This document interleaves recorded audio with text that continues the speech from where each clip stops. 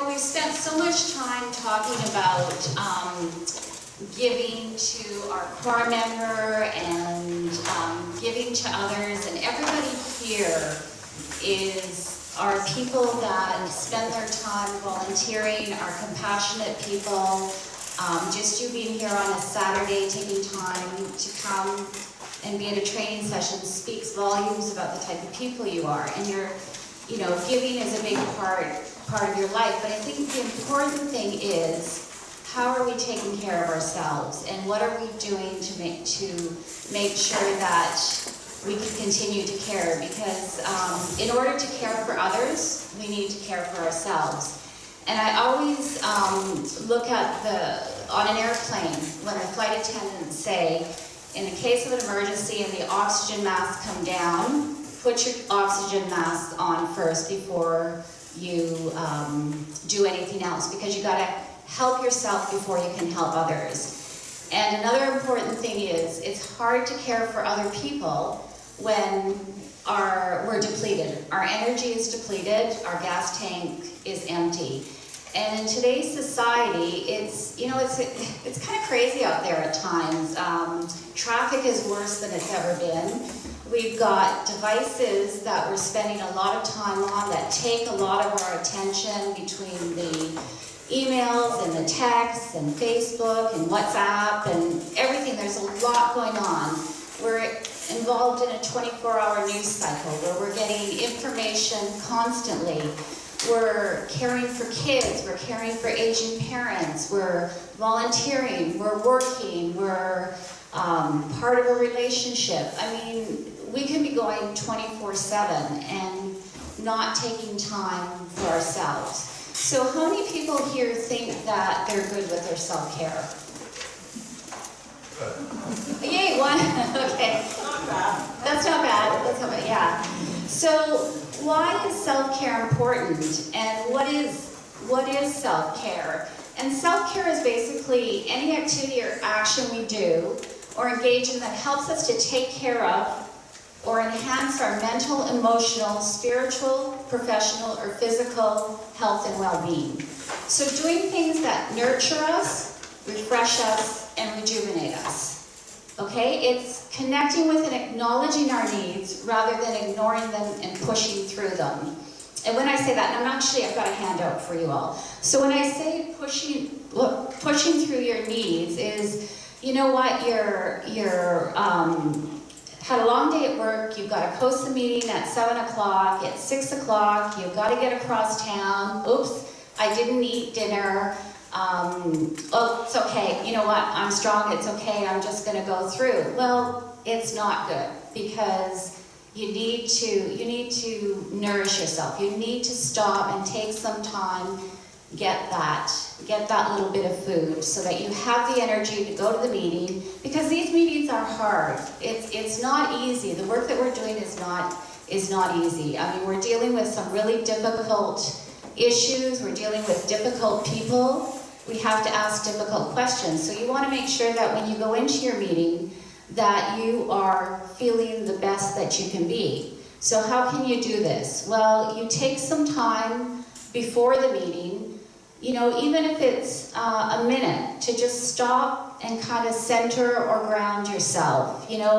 If you're spiritual, say a prayer. If you're, if you need to just sit there and go, okay, it's been a hard day, show some self-compassion, I'm doing the best I can, I will go into the meeting and do the best I can. Or just sit and do some deep breathing so that when you go into that meeting, you're feeling like you're ready to deal with any of the challenges that you have to face. So that's really important. Excuse me, physical exercise is a big factor, I think. Yes. I always feel better if I've had some kind of exercise, even just once around the block or something like that. 5 minutes, 10 minutes. It just clears everything. Absolutely, and that's a really big part of that too. Yeah, go out, go for a walk around the block.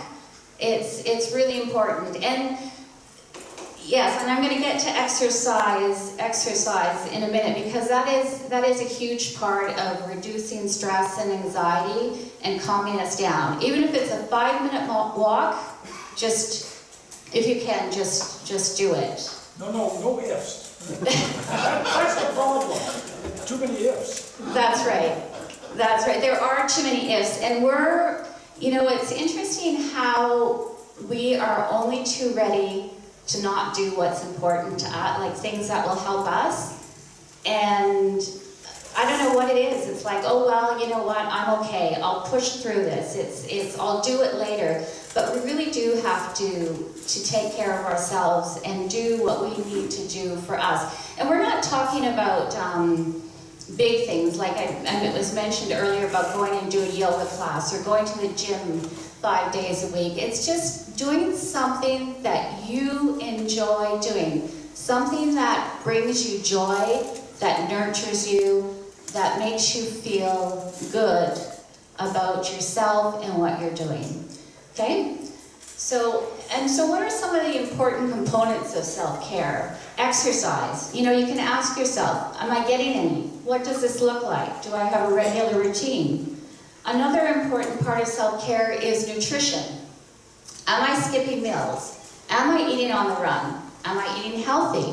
What does my caffeine and sugar intake look like? That all impacts how you feel about yourself. Sleep. How many hours do I get per night? Am I sleeping? Is it interrupted sleep? And another really important one is, what time do I stop looking at my devices? Am I on my phone till I turn out the light? Am I checking emails? Am I checking texts? Because that really impacts you. Even they say having your phone in the room at night impacts your sleep. So, put the phone away for at least an hour before bedtime. Your sleep hygiene, you're preparing for sleeping because we need sleep. When we sleep, we're replenishing our brain, we're replenishing our body. We need it. And this whole idea that the less sleep you get, the better you are is not true. We need sleep. Okay? The other thing is connection. How much time do I spend with family and friends? How much time do I spend on social media or using technology? You want to really nurture that connection with the people that you enjoy being with and the people that you love. Balance. Am I spending too much time at work? Do I have a good balance between work, family, relationships, play, and rest? Spirituality. Do I have a spiritual connection or community? Do I make time for prayer, reflection, or spending time in nature? Emotional. Do I laugh or cry? Do I spend time with others whose company I enjoy? Do I do favorite activities that I enjoy? Do I read books that I enjoy? Do I do the hobbies that I enjoy? Do I love myself and treat myself kindly? We really have to take a look at this. And so, how does all this fit into being a part of CoSA? And you know what? Self-care is important because, especially at times like the initial first few meetings where we're hearing very difficult things to hear because of the content of it. And you know what? You go in and you listen to it and then you leave. And that's pretty hard. What do you do? How do I deal with this? So it does have an impact on us. We feel sometimes frustrated and disappointed with our CM, or how sometimes the meetings, what happened in the meetings, there's no progress, it's not happening. It can be hard to set boundaries with our CM and other volunteers. There's time pressures that we're dealing with, rushing from work, there's traffic, transit, we might have something going on in our family, we have social commitments. We're tired because we're juggling so many roles and commitments. And also to self-care, we're modeling for our CM. We're showing them that we care about ourselves and it's important, and we're taking the time out to do things that we need to do. So what are some helpful tips? As I mentioned, taking some time before the meeting to center and ground yourself. Take a few deep breaths, say a short prayer, as I said, go for a walk around the block, go grab something to eat. If a meeting has been difficult, especially after a long day at work, it's important to take some time for yourself. Do things that help you relax. Like I go home and I I watch stupid sitcoms on TV. I think lately I've been watching Hogan's Heroes, I don't know, because it makes me laugh. It takes my mind off of what I just been through, and it gives me time to relax, calm down, and just ground myself. You know, listen to a podcast, read a book. I often do puzzles. I'll have a puzzle waiting, especially if I know that I just going to have a disclosure that's really difficult. I'll have a puzzle waiting for me when I get home. They're great because you're just letting your mind relax. You're giving yourself some time to just kind of come down from a very difficult situation, okay? Or, you know, go home and just spend some time with someone that you really care about that is there for you. You don't need to tell them what you've just been through, but they're just there and you can talk and, you know, just help to bring you down.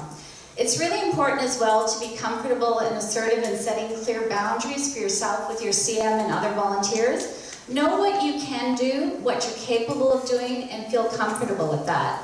Like I have with one of our CMs, I'm not comfortable giving out my phone number yet. And I've made that very clear because it's important to me and it's important for my self-care. And I'm just not ready for him to be contacting me outside of the meeting. So I think it's really important to look at what you feel comfortable with.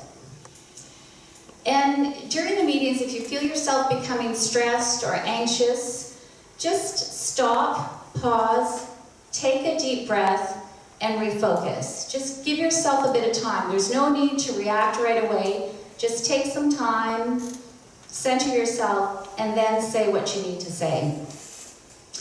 And the other thing is feel very comfortable asking for help if you have questions or concerns. Maureen is always available. We were having difficulty with one of our CMs, and I was feeling like, you know, I'm really not enjoying this anymore. I'm finding the meetings very difficult to go to. It's really bothering me. I'm not comfortable. So I called Maureen and I said, I think you need to come in. Can you come in into our group? And it really made a huge difference. So if you have any concerns, if you're feeling uncomfortable about something, ask. There's always someone who can give you an answer or help you with this. So in general, in terms of self-care, take regular breaks from technology and social media. Spend time with people you enjoy being with and who give you strength. Acknowledge and nurture your spiritual self. That's really important, whatever it is. If you've got a feeling of spirituality, nurture it. Take the time. Try to eat well, exercise regularly, and get a good night's sleep. Set clear boundaries and don't be afraid to say no. Be present and enjoy the moment because we spend so much time thinking about what's going to happen or what happened before. We don't take the time to enjoy the moment. And I love this one, and I have to remind myself to do it. Laugh. You know, it's so important. I don't think we laugh enough today. And it's, someone once put it, laughing is jogging for the intestines. Like it's good to just laugh and get it out. And the other thing is practice self-compassion. You know, just knowing that you're doing the best you can. It's a very difficult situation. You're not always going to get it right. You know, nobody's perfect. Nobody gets it right all the time. But if you're doing the best you can, that's really important to know. And sometimes we have to just tell ourselves because we're often worried about disappointing others, letting down the CM, disappointing our family. But you know what? We're human and we're not perfect. And that's that whole idea of practicing self-compassion. And the other thing is, and I think this is very, very important, self-care is not selfish, it's self-respect. Okay? So are there any questions?